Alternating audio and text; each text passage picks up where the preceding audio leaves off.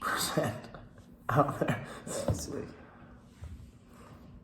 All right, off-grid solutions. George Constam and Jack Muir.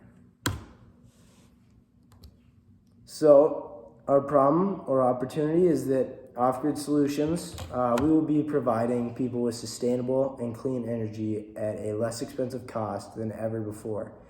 Environmentalists and other people would like to use clean energy. They often have a problem paying large initial costs to install their own solar panels on their home. This makes switching to solar energy very unrealistic to many. Off-grid solutions will supply solar energy at simply a monthly cost to avoid large initial costs of switching to solar.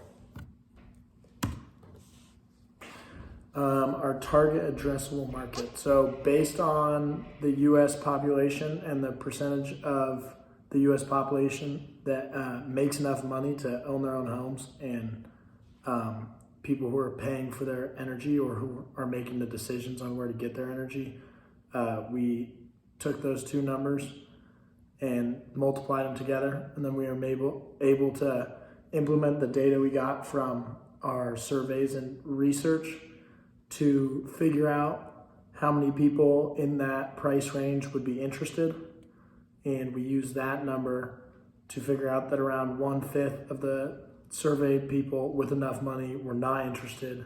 2/5 of the surveyed people were maybes, and 3/5 of the surveyed people with that amount of money were interested. So adding all this data together, we estimated that the number of Americans who could afford to switch who are interested is around 89 million people. So that is our target addressable market.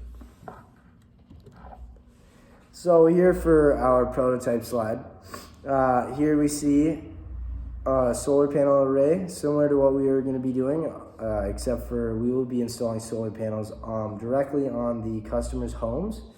And then here on the other side, this is going to be one of the solar systems similar to the ones we will be installing in customers' homes. These will be off-grid solutions, meaning that the power supply will be in the home directly. So our key findings from our surveys and data were that this product is specifically for homeowners. When we were surveying people, often people who were either just renting or who didn't have homes yet were not interested or didn't have the funds to switch. And we also found that often Democratic or moderate people with moderate political views were much more willing to switch. Often Republicans that were surveyed thought it was unrealistic and undoable.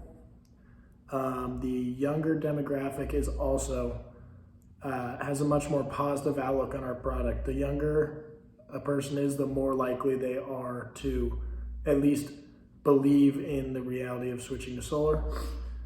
Same thing with environmentalists, are the most open to this solution. And we noticed an interesting trend of people with an income from $75K to around $200,000 seem to be the most interested in this product and switching over to this product. So for our experiment, we will be selecting 50 random homeowners in Salt Lake City. And we will have the 50 people's names in a hat and draw 10 people at a time. And the first 10 people will be in the $70 to $80 a month range. The next 10 people we draw will be in the $80 to $90 a month range. And we're going to continue this trend to up to the $110 to $120 per month range. In order to evaluate what we find, we will see which range creates not only the highest number of people switching to solar, but also the highest revenue for the company. So if we select 50 random people, then the most revenue will come from the $80 to $90 category, because the number of people that are willing to pay will add up to the highest amount of revenue. So that's our hypothesis. Yep. Thanks for listening. Thank you.